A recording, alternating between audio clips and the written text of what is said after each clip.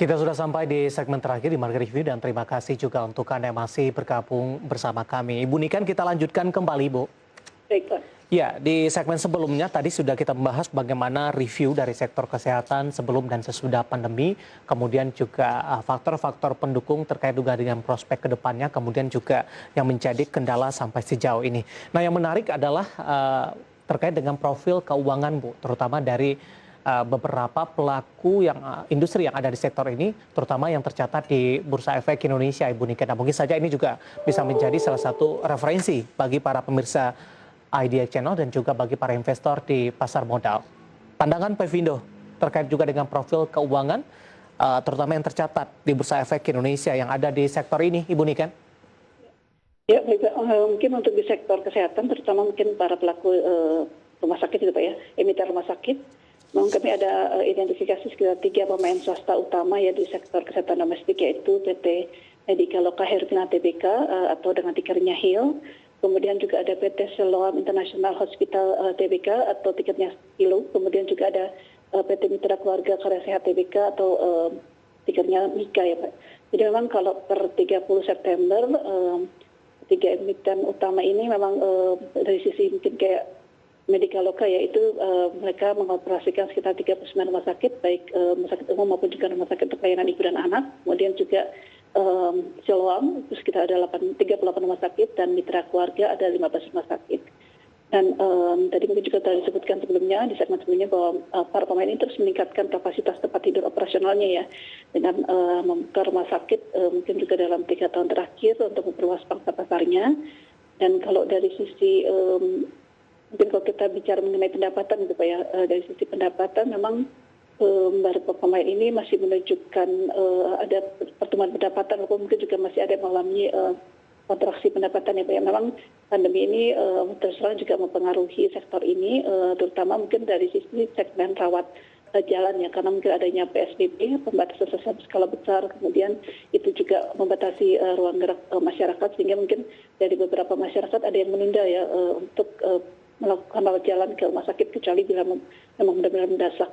Nah itu juga mempengaruhi kalau kita lihat dari para pemain ketiga emiten ini mengalami pertumbuhan pendapatan yang menurun, itu baik untuk Medika Loka maupun juga Mitra Keluarga, sementara Siloam sebenarnya masih mengalami pertumbuhan yang positif ya untuk rawat jalan. Tapi untuk rawat inap, sebenarnya dari ketiga pemain ini, terutama mungkin Medika Loka, kemudian juga Mitra Keluarga, itu masih membukukan pertumbuhan pendapatan yang positif ya.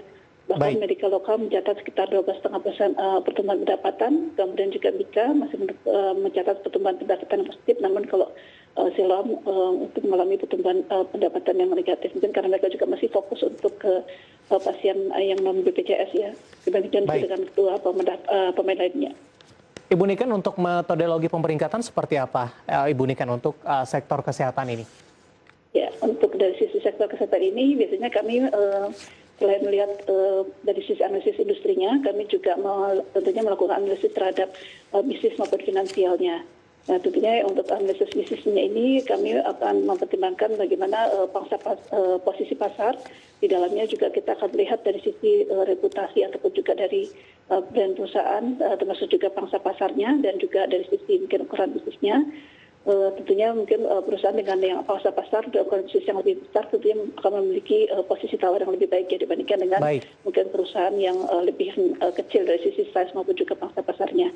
Kemudian kita juga melihat dari sisi profil demografinya, dari sisi bagaimana profil demografi dan karakteristik dari sisi segmen yang dilayani dan juga pertumbuhan populasi dan ekonomi dari area-area yang dilayani dari para pelaku tersebut.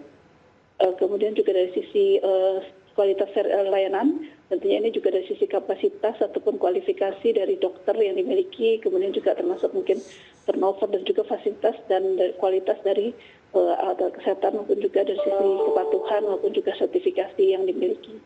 Dan terakhir mungkin dari sisi manajemen operasional kita akan melihat dari sisi bagaimana risiko maupun strategi kemampuan perusahaan dalam mengendalikan biaya, karena memang pasarnya juga kompetitif, kemudian juga dari sisi bagaimana analisis terhadap profitabilitas dan dibandingkan dengan kinerja Ibu Niken, pelaku lainnya. Iya Pak? Ya, cukup banyak ya Bu untuk dari sisi penilaian risiko bisnis tadi yang sudah Anda jelaskan, market position, location, kemudian juga service quality, kemudian juga ada operating manajemennya.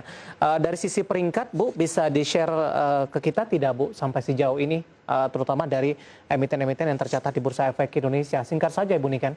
Ya, kebetulan untuk dari tiga pemain swasta utama yang disebutkan sebelumnya, ini hanya Medica Loka Hermina Tbk ya yang telah kami peringkat karena mereka juga telah menerbitkan obligasi sebesar 446,5 miliar yang sebagian besar memang digunakan untuk meningkatkan kapasitas rumah sakit maupun juga alat medisnya.